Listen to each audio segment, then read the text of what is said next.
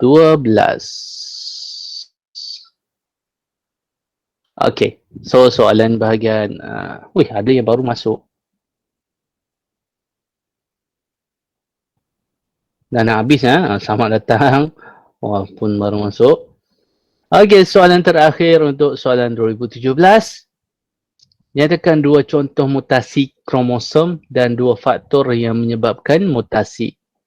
Jadi kat sini awak okey, so lagi sekali cikgu ingatkan soalan 11, 12 pilihan. 11A, 12A tu fakta. Kita tengok balik. 11A ini 11A ini fakta. Memerlukan awak tahu bahawa boleh jawab. Okey. Sama macam 12A. So sekarang andai kata ada pelajar yang bila tengok sudah contoh mutasi kromosom dah lupa, mutasi gen dah lupa, cepat-cepat buka buku dan baca. Itu je cara dia okey. Jadi dengan so cikgu akan paparkan juga jawapan dia ni. Yang dah lupa terus tu sila rujuk buku balik.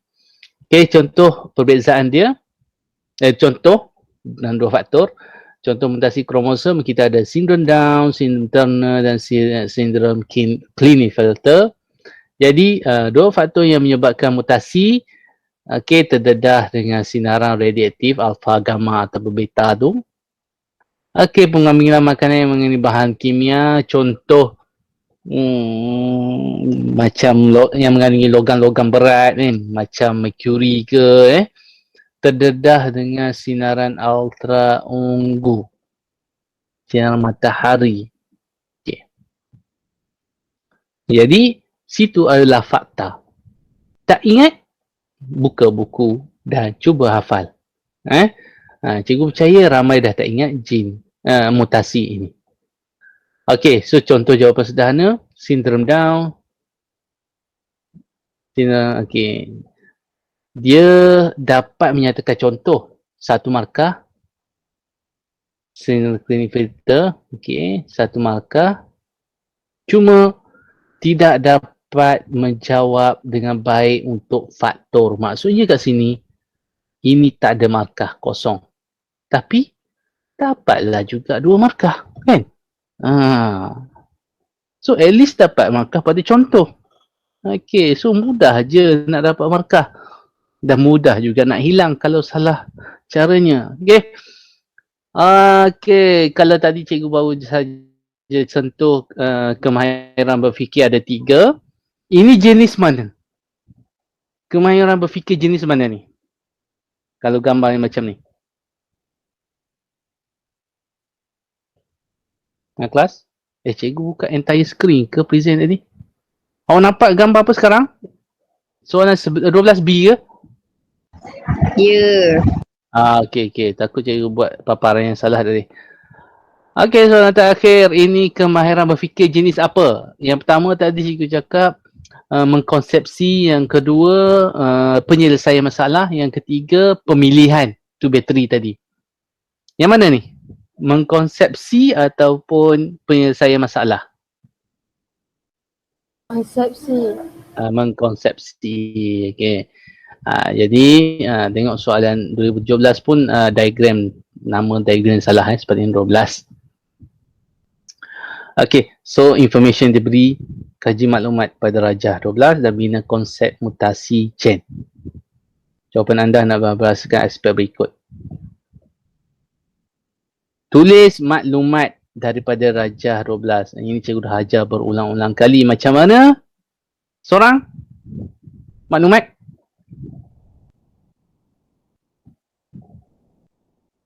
Seorang?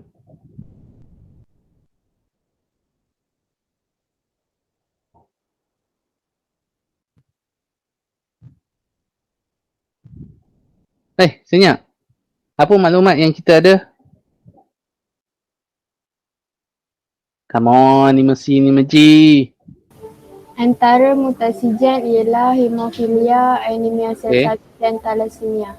Okey, siapa tu? Siapa yang jawab ni? Amira Natasha. Amira Natasha. Okay, terima kasih. Antara mutasi gen adalah hemofilia, anemia sel salib dan thalassemia. Okey, bagus. Satu markah. Okey, atau contoh mutasi gen adalah hemofilia, anemia sel sabit dan thalassemia. Ataupun hemofilia, anemia sel sabit dan thalassemia adalah contoh mutasi gen. Tengok betapa senangnya dapat satu markah kat sini kan. Okey. So jangan hilang markah dengan senang kat sini. Tiga contoh mutasi gen. Dia suruh soalan seterusnya. Dia tanya apa? Kena pasti 3 ciri sepunya. Okey, macam biasalah 3 ciri-ciri sepunya. Berikan contoh lain bagi mutasi gen. Hubung kait ciri-ciri sepunya. So insyaAllah percaya ramai akan dapat full mark kalau keluar soalan konsepsi ni. Okey. Moga-moga macam tu lah. Okey, jadi ciri sepunya. Kering tekak dah. Okey, contoh.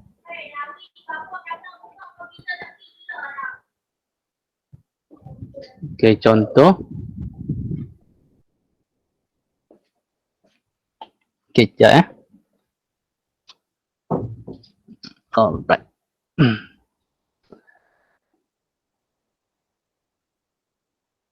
Okey, kena pasti ciri sepunya. 3. Ada kadang-kadang soalan minta 2, ada kadang-kadang soalan minta 2 saja. Jadi tengok betul-betul dia minta 3 ke 2 Jadi kalau 3 markah lah. Jadi ciri sepunyanya perubahan itu berlaku pada gen, sebab tu namanya mutasi gen. Okey, perubahan berlaku secara spontan dan boleh diwarisi. Jadi 3 markah kat sini. Tadi dah 1 markah, 4 markah dah. Okey. Contoh ciri sepunya yang salah. Boleh diwarisi disebabkan pembentukan gen antara kromosom. Ini salah. Mempunyai gen bermasalah sana. So hanya boleh diwarisi. Dapat juga 1 markah. So bila calon ini hanya dapat 1 markah kat sini, confirm soalan konsep kat bawah sekali tu dia salah. Sebab soalan memuat konsep dia perlu relatekan 2. Dia perlu relatekan sama ada ini ataupun ini. 2, mana-mana 2. Okey, soalan yang terakhir tu. Sekejap kita tengok yang contoh lain. Berikan satu contoh lain bagi mutasi gen. Okey, mutasi gen buta warna. Okey. Jadi semua ini awak memerlukan awak menghafal lah. Contoh-contoh tu. Ciri sepunya. Albino. Okey, nombor 4, soalan terakhir. Dia minta hubungkan ciri-ciri sepunya untuk membina konsep sebenar mutasi gen. Jadi, apa perlu ada kat hadapan? Kelas? Sama-sama? Mutasi gen. Okey, perkataan mutasi gen. Lepas tu, ini wajib. Lepas tu, adalah? Ialah mutasi. Adalah parameter yang sesuai kan? Mutasi. Okey, ini yang kedua. Yang boleh dibuat. Ini nak awak ni sini apa? 2 ciri sepunya syarat dia kat atas kan? Yang betul. So kita ambil balik kat sini. Okey, ciri sepunya. Macam ini, pelajar ini dia akan jawab macam ni. Mutasi gen ialah mutasi yang boleh diwarisi dan disebabkan pantulan gen disebabkan apa tu dia tulis pantulan. Tak apalah, kita ambil yang ketiga. Mutasi gen adalah mutasi yang boleh diwarisi dan mempunyai gen bermasalah. Awak tengok kat sini memang dah salah. Automatik soalan nombor 4 salah. Nampak efek dia kalau ciri sepunya salah. Jadi kita ambil yang betul kat sini. Pilih mana-mana 2. Jadi mutasi gen ialah mutasi yang melibatkan perubahan dalam kromosom, dalam gen dan juga perubahan itu berlaku secara spontan. Cukup. 1 markah. Assalamualaikum semua. Okey, awak nak buat Assalamualaikum. sekejap. Hari ini ada 29. Okey, kalau nak buat 3-3 pun, boleh. Contoh, mutasi gen adalah mutasi yang melibatkan perubahan dalam gen, perubahan spontan dan boleh diwarisi. Tetap dapat 1 markah. Tapi andai kata yang ketiga ni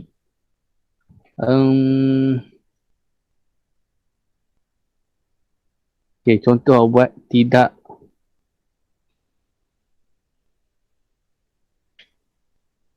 apa tadi?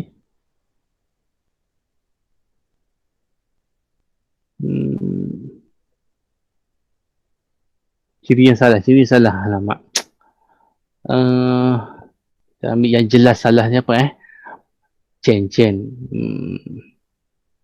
Okey, contoh penambahan kromosom, contohlah. Memang salah kan? Contoh, ni salah. Tiba-tiba awak jawab, mutasi gen ialah mutasi yang melibatkan perubahan dalam gen, betul, dan juga perubahan spontan, betul. Tiba-tiba awak sambung kepada yang salah ni dan penambahan kromosom terus jadi salah. Okey, boleh faham tak? Boleh faham ke? Boleh. Okey, so kesimpulannya, apa yang perlu ada dalam ayat mengkonsepsi, ulang balik apa yang disoal, mutasi gen adalah ini parameter mutasi yang 2 ciri sepunya ke atas itu mesti betul, yang betul. Kalau ada satu saja salah, awak jawab 3 kan? Awak jawab 3, 1 salah, 2 betul, terus nombor 4 ni salah. Okey, jadi hati-hati. Okey, ialah perubahan dalam gen. Mutasi gen ialah perubahan. Boleh. Sebab mutasi memang adalah perubahan.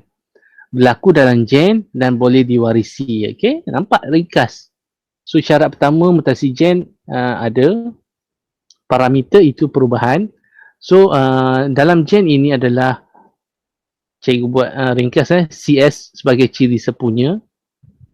Ciri sepunya dan ciri sepunya yang seterusnya boleh diwarisi. So, ada 2 ciri sepunya. Okay, berlaku dalam gen dan boleh diwarisi. Okay, ada. Okay, so kita alhamdulillah telah selesai. Kita bedah siasat kupasan mutu jawapan calon sebenar 2017. Okay, jadi kat sini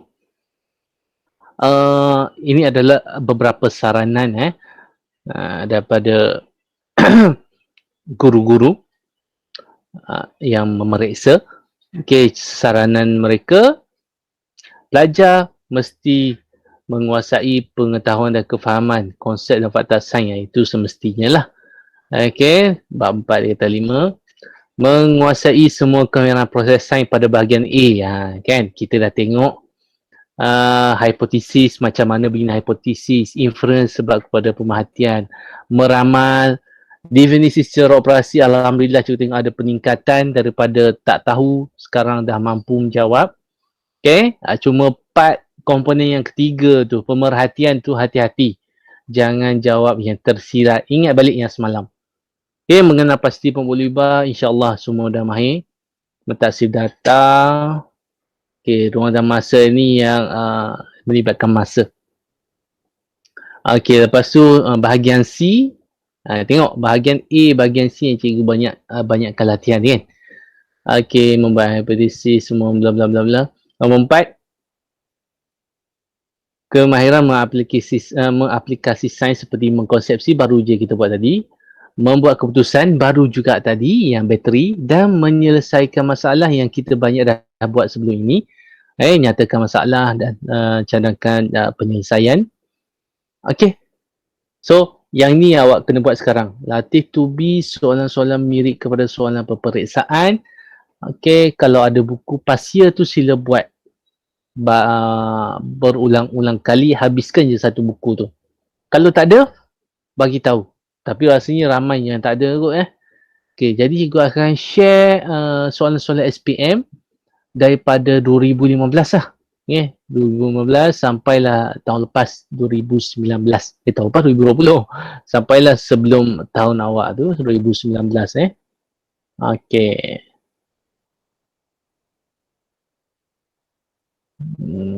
Okey. Tamat sudah mutu kupasan, mutu jawapan. Okay, Alhamdulillah berjaya habiskan. Cuma cikgu tak pasti adakah kita akan jumpa lagi selepas ini. Mungkin ada, walaupun selepas dah berlangsung SPM mungkin ada minit kelas-kelas akhir. Okay, kalau ada kita on lah. Kalau tak ada kita akan bincang-bincang ke WhatsApp ke, ke Telegram ke. Okay, so sekarang ada apa-apa soalan? Okay. Ada kehadiran dalam 28 orang. Ada?